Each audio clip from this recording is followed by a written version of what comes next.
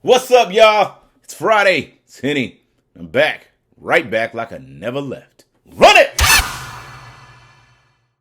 So you know a lot of people have been asking, how am I sequencing my music on my iOS device? I've showed you the apps that I'm using. I've showed you some of the ways that I'm using these apps. Today is a treat. I'm going to run it down like I'm making a track from start to finish, just showing you exactly how I sequence a record to get it from an idea to an actual sequenced track. Y'all ready? I ain't going to do this for everybody, but I'm going to do it for y'all. And do it! Now, I'm over here. We'll start on audio share. And I have a track that I worked on about a year ago that I'm just sample a little piece of because I'm trying to figure out this new Reslice app. So you hear like...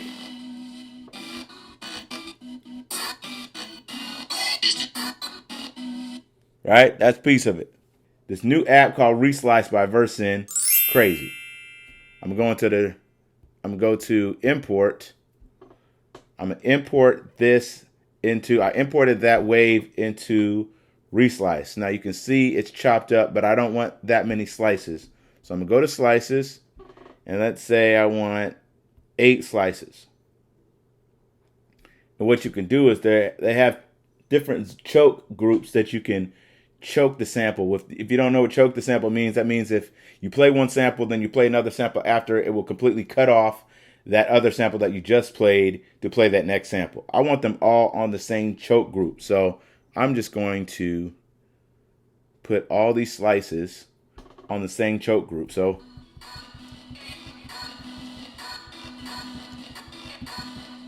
right? But what I wanted to do really is I really wanted to reverse a lot of these pieces. So now,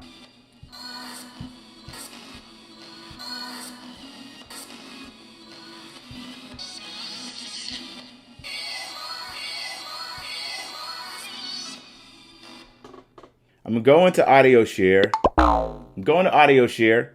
I'm going to apps. Go down to Reslice.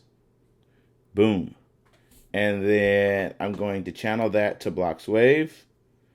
Boom. I just added a simple snare.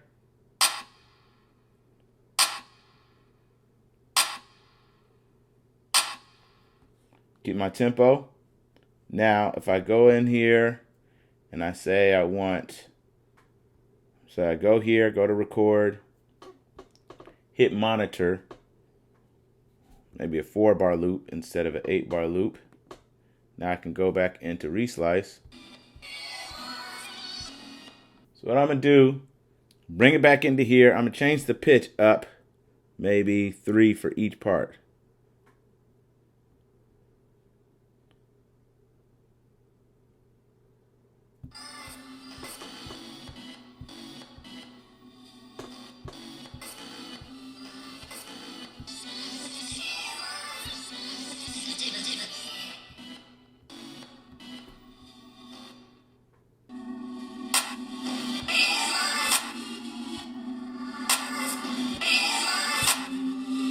There we go.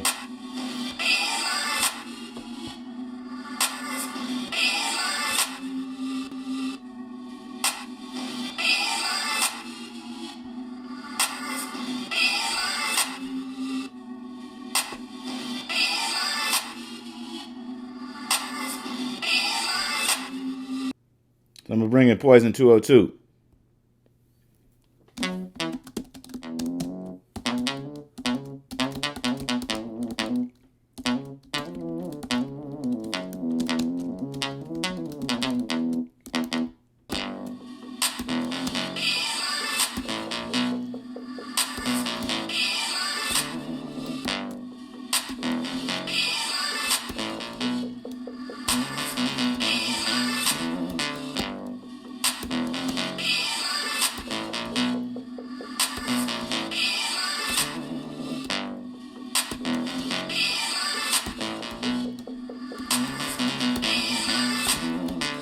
And I'll just keep layering like that.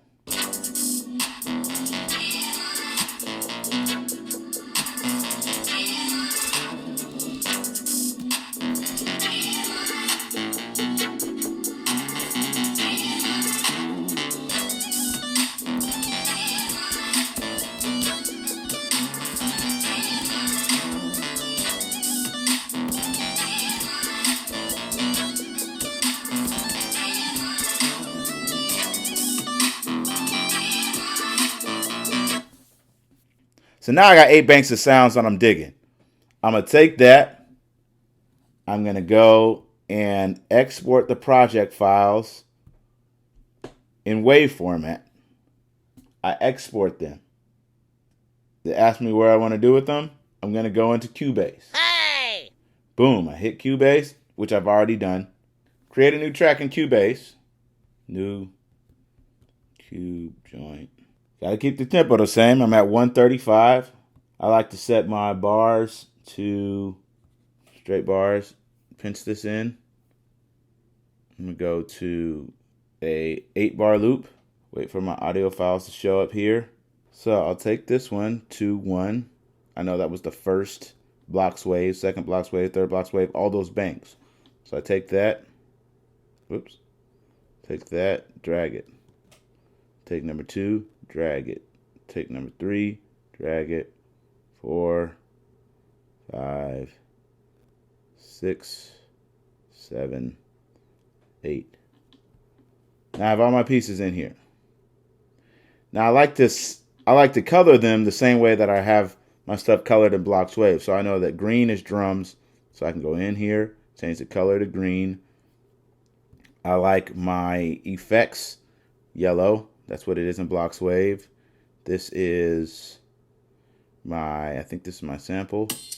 Nope, that's my drums. All right, make that green again. I think this is the sample. It's more of a pink. Whoops.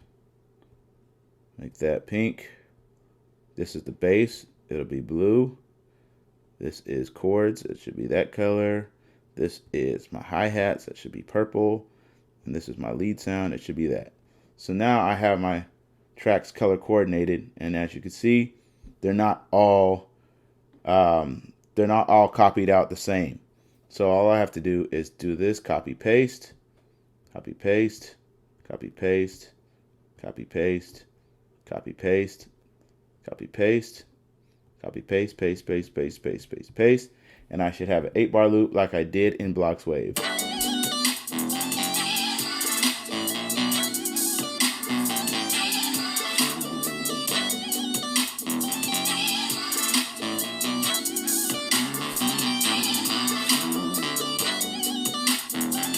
And I just set it to loop so I can loop it. Now from here, what I will do is start mixing my track. Normally I will have it on either in my studio using my speakers, or what I love to do is use my headphones to start out the mix. I will go and start with the drums always. So these are the heaviest drums for what I think would be the chorus part. So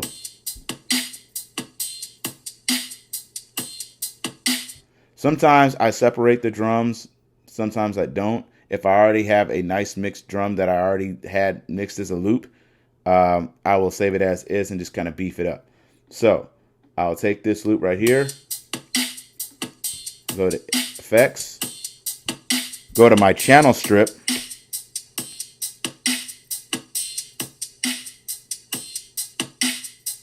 bypass compression because it's already compressed.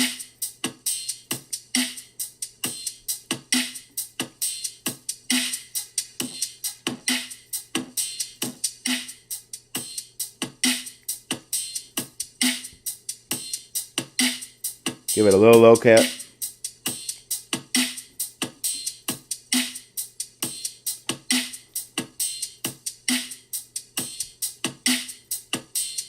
All right. And this is just kind of get my drums sitting the way I need them to. Now, bring them right here. I know my Sin has a reverb. A little reverb on there. If you can hear it, good. I'm just trying to show y'all it sounds a lot better out where I'm at than it will do probably in this video, but understand this is the process that I go through. Same thing with the drums, low cut them, maybe tube that for my snare. Check the level. All right. All right. Out of my hi-hats.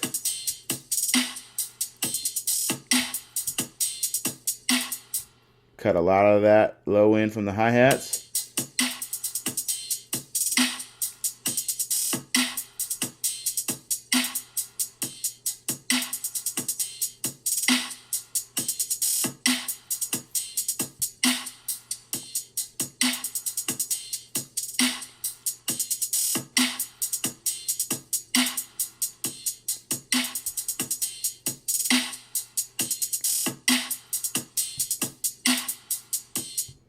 All right. So I have my drums kind of sitting there where it needs to go, and then I'll play my bass with that. So let's solo that, and bring the bass in.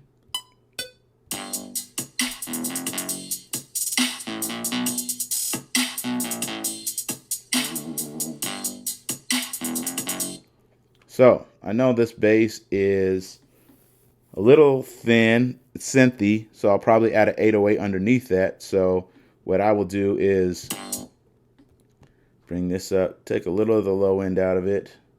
All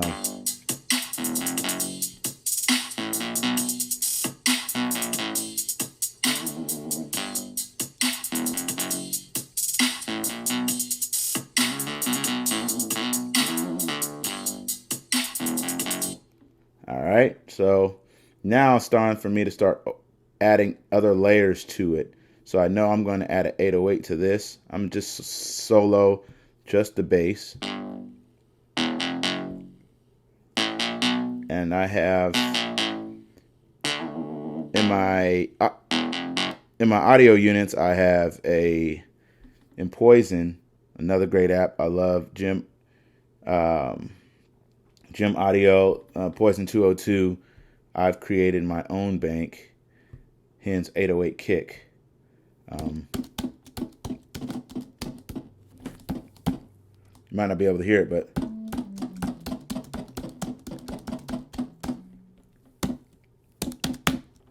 so I'm adding a layer underneath the synth bass to give it more punch. So I'll keep the snare in, and let's do this. Yeah. All right, here we go.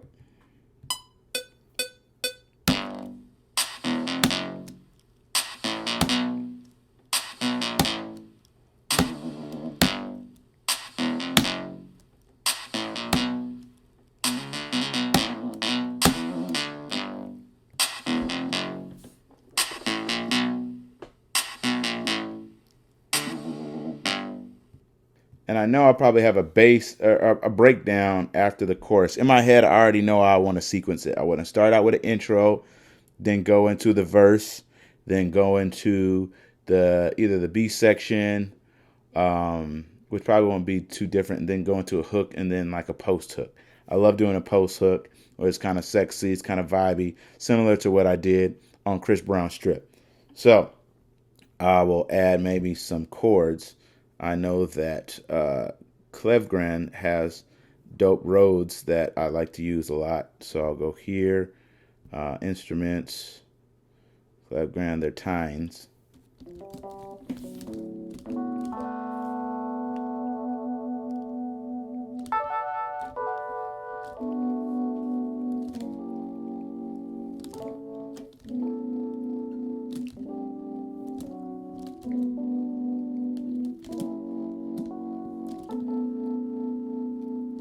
Just add a little bit of that in there.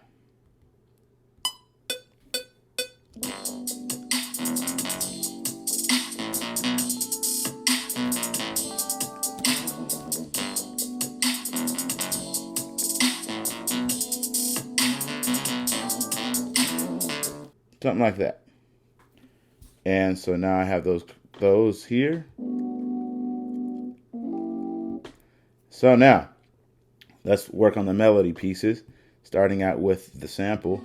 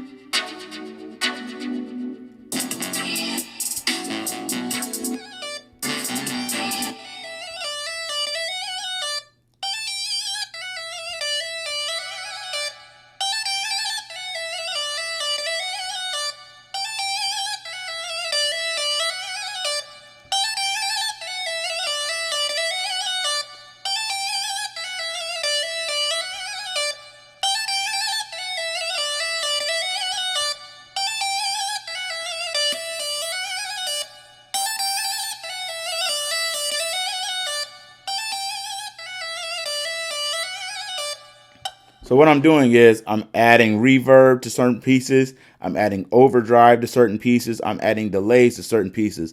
Just simple things to just beef up the track so that I get it to a point where I like it. And then when I do that, let's see where this is at.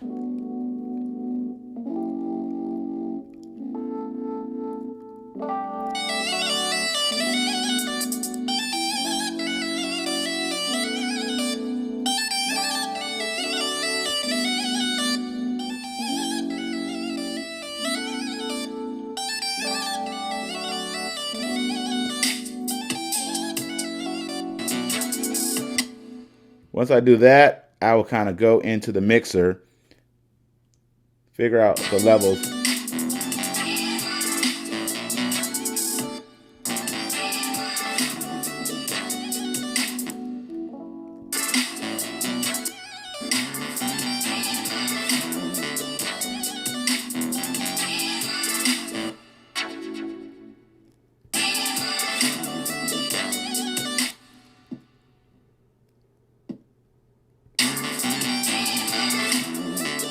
Got to change that color to blue. Sometimes you don't remember to do all those steps. Knowing that's the 808, boom, got it. So let's get to the sequencing. So I will take this whole piece, go up to the top track, select all of these pieces, scrunch them in, go to the next piece where I want to copy it from, and paste, paste, paste, paste, paste, paste, paste. So now you see that I try to at least get to the end of the first hook. A lot of times I can take that whole piece, that whole sequence from intro to end of first hook and be able to copy that over just as a beat template. Because when we go in the studio and I work with the songwriters, when I work with the musicians, if we add anything more, we can always come back, resequence it the way it needs to be. But I need to have it in some type of song format to send to songwriters or artists to work on. So let's start with the intro. For the intro, I'm thinking just the sample, maybe the sample and the maybe the 808. So I'll take, let's see here, the sample's here.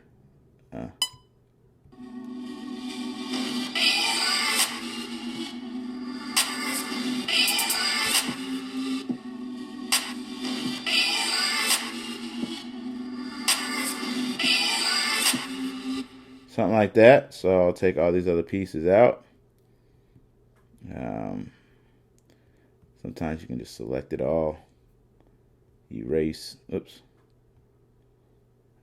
Select those pieces. Erase. And these bottom pieces. Select. And erase. And so now I have that. Shit. And sometimes you mess up. That's just part of what happens sometimes. And so I'll copy and paste that back in.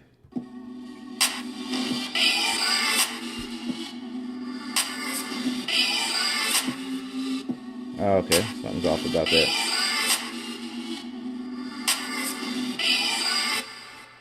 So I'll take that. And I know that after that, I'll probably add, I didn't even show y'all these. These are like my little sound effects that I like to put to give it rhythm. See here. They just kind of go from side to side. So I bring those in.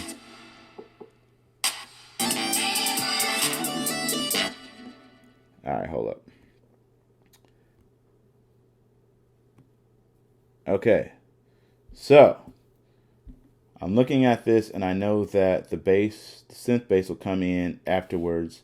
I'll take these hook drums, I'd say, erase those until I need them. And the lead synth, no, I don't need that. I'm going to bring that in after the hook, along with the Rhodes. So the chord stabs, Yeah, I probably won't bring in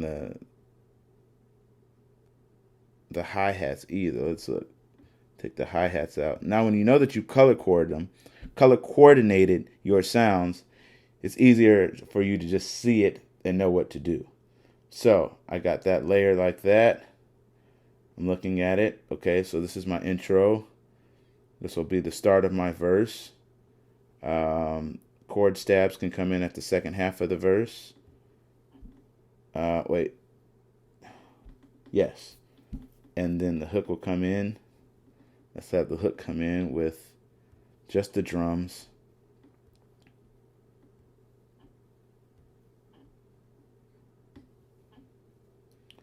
And then the breakdown would be no big drums, no hi-hats,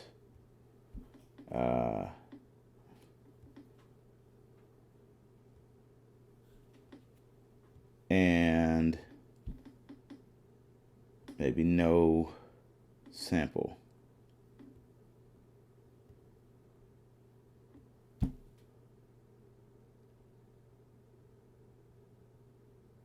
All right. Now what I do is I take, I do this the same way even if I was in Cubasis or if I was in something like Beatmaker 2. Same idea. Beatmaker 2, I'm not doing the color coordinating as much, but it's the same idea. Put all the tracks in, spread them all the way out, and then delete. So it's a whole bunch of spreading things out, looking at it, deleting it, just because I've been doing this in Logic and Reason for years. Once you understand sequencing the way you like it, then you can really go in and start editing after the fact. But this is how I get a basic idea of sequencing my tracks in iOS. So what I'll do here is add my drop, go to the sampler. I already have my drop as a sound. Boom. And let's see. Pads, keys. The business. So if I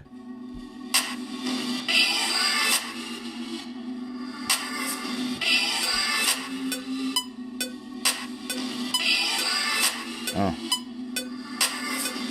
business.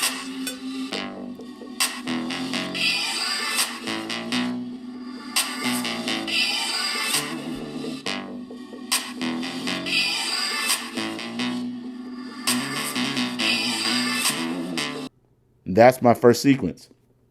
I take this piece off. See that? Erase that. And copy it from where the verse starts again. Go up to the top track. Go where it needs to go. Copy, paste. Copy, paste. Looking at this whole piece, the only last thing for me to do is check it in my headphones, check it in maybe my Apple headphones. I check it in different headphones, different speakers, a lot of times in the car to see what it sounds like, how it feels. And then after I feel good with it, I'll go to media. I will go to mix down, and then I would go all the way down to create a mix down. M4A is usually what I keep it at, something easy to email. I will start the mix down. It'll do its thing, and it's done. And all I'll do is go to share. And what I usually just do is bring it right back into audio share. Boom, you see it?